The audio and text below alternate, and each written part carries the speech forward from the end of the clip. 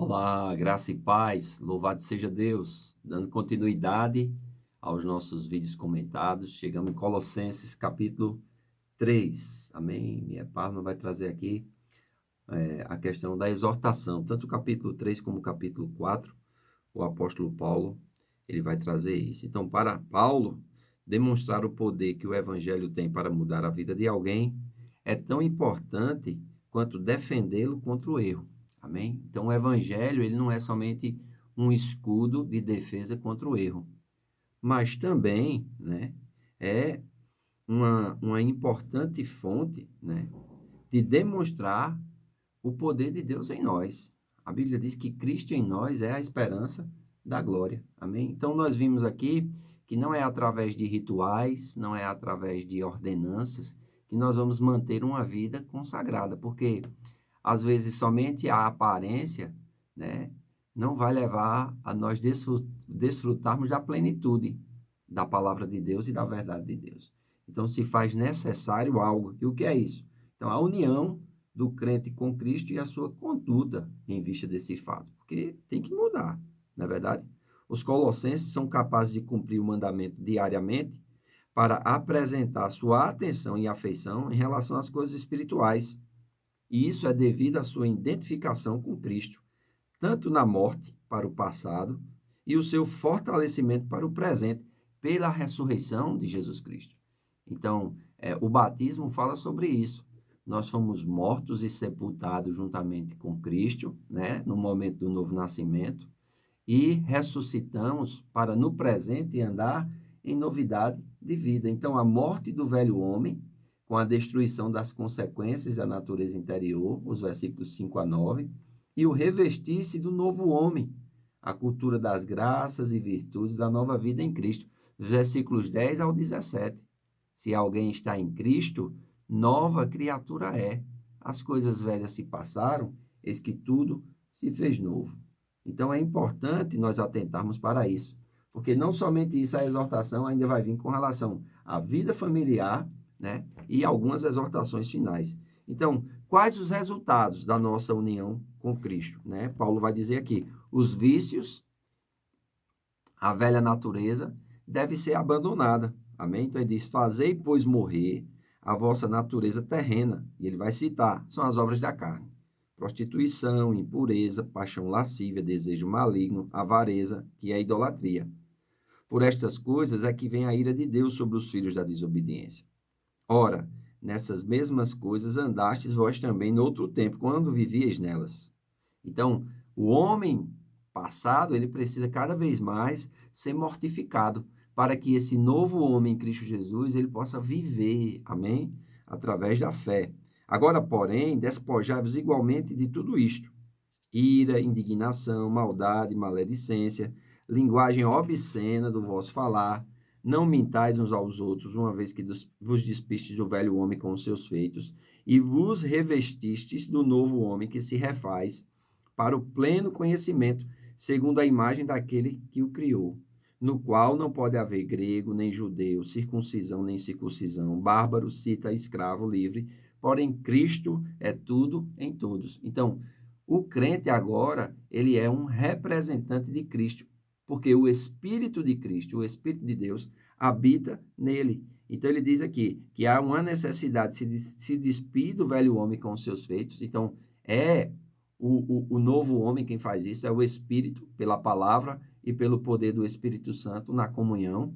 Amém? Ele vai se despir do velho homem e vai se revestir. É como se fosse verdadeiramente uma nova pele, uma nova roupa, um novo modelo de pensar, uma nova maneira de agir, uma nova maneira de falar, nova maneira nos relacionamentos interpessoais, amém? E ele diz que esse novo homem que se refaz para o pleno conhecimento, ou seja, isso vem mediante o conhecimento da palavra, o conhecimento do relacionamento para com Deus, amém? Ele diz, segundo a imagem daquele que o criou, no qual não pode haver mais dissensões, nem facções, nem partidarismos, grego, judeu, escravo, livre, cita, bárbaro, não. É cristão?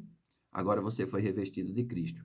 E precisa viver como um cristão. Amém? Versículo 12. Então, ele diz aqui o que nós devemos cultivar. Ele diz aqui, revesti-vos, pois, como eleitos de Deus, santos e amados, de ternos afetos de misericórdia, bondade, humildade, mansidão e longanimidade. O fruto do Espírito sendo demonstrado aqui, ó. Por causa do amor que foi derramado no nosso coração, nós podemos ser misericordiosos, bondosos, humildes, mansos e longânimos. Ele diz assim, dai suporte uns aos outros, perdoai-vos mutuamente. Caso alguém tenha alguma queixa contra outro, assim como o Senhor vos perdoou, assim também perdoais vós. Pronto, é isso aqui que eu vejo que muita gente se prende. Ele não consegue, vamos dizer assim, porque não renova a sua mente, porque não está cheio do Espírito Santo, perdoar, usar de misericórdia, de bondade, de humildade, de mansidão, de longanimidade. Não, eles ficam, né, na justiça própria e querem perseguir, e querem criar divisões, e querem criar partidarismo no meio do seio de Cristo. E isso não pode, porque o perdão deve ser dado mutuamente, e deve ser dado na proporção como Cristo nos perdoou. Então, para que isso aconteça, nós precisamos entender como foi que Cristo nos perdoou. E como é que nós vamos entender como Cristo nos perdoou se a gente não renova a mente? Se a gente não busca o conhecimento da palavra de Deus. Então, muitas vezes, nós não conseguimos perdoar porque não entendemos o perdão que nos foi dado. Porque se nós entendermos o perdão que nos foi dado em Cristo Jesus, irmãos, nós não vamos ter dificuldade de usar de afetos de misericórdia, de bondade, de humildade, de mansidão. E isso não é como se estivesse lavando as mãos, não. Isso é algo que vem de dentro de nós, das nossas entranhas, de ser misericordioso, de ser bondoso, humilde, manso e longânimo. Amém?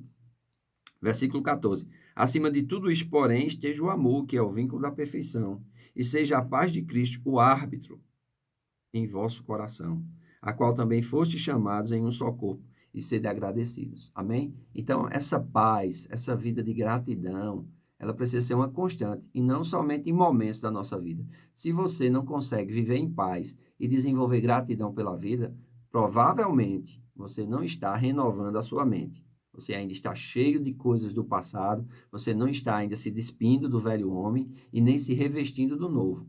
O velho homem ainda, vamos dizer assim, ele é bem preeminente na sua vida.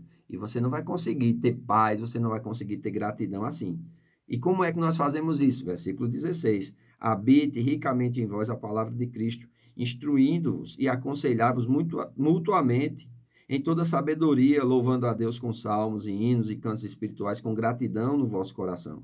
E tudo o que fizerdes, seja por palavra, seja por ação, fazei em nome de nosso Senhor Jesus, dando por ele graças a Deus. Amém? Então, nós precisamos entender isso. Se o que nós vamos fazer não pode ser em nome de Jesus, é melhor não fazer.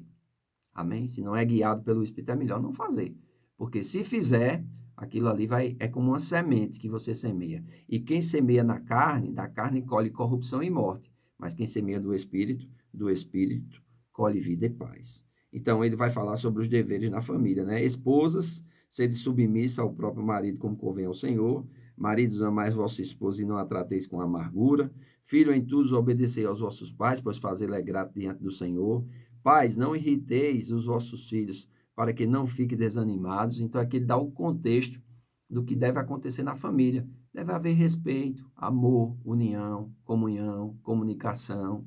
Amém? Esses sentimentos de misericórdia, de bondade, de humildade, de mansidão, de longanimidade, esse suporte para dar ajuda uns aos outros. Mas não somente isso, ele vai entrar na esfera também, vamos dizer assim, dos relacionamentos. Ele vai dizer aqui, servos, obedecei em tudo a vosso Senhor, segundo a carne, não servindo apenas sob vigilância, visando tão somente agradar homens, mas em singeleza de coração, temendo ao Senhor.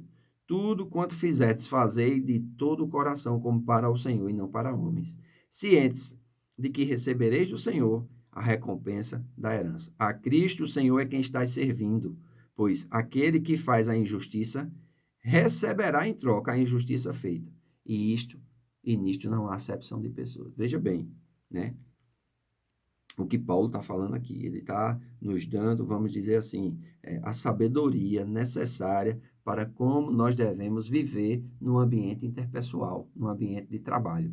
E isso faz bem se nós atentarmos para isso. Amém? Então, louvo a Deus pela oportunidade de poder comentar, né? E poder abençoar a tua vida. nós estamos em oração, nós estamos pedindo a Deus sabedoria, né, nesse tempo de tanta dificuldade, nesse tempo de incertezas, mas eu quero dizer para você, a nossa certeza está no Senhor. O Senhor, Ele é a nossa proteção, amém? E nós estamos firmes no caminho do Senhor, nós estamos firmes em fazer a vontade do Senhor. Que você possa também se unir conosco em oração, que você possa meditar nessas verdades da palavra de Deus. Leia Colossenses várias vezes, amém? E eu creio que Deus vai manifestar o seu poder na sua vida. Em nome de Jesus, tenha um excelente dia, que Deus te abençoe.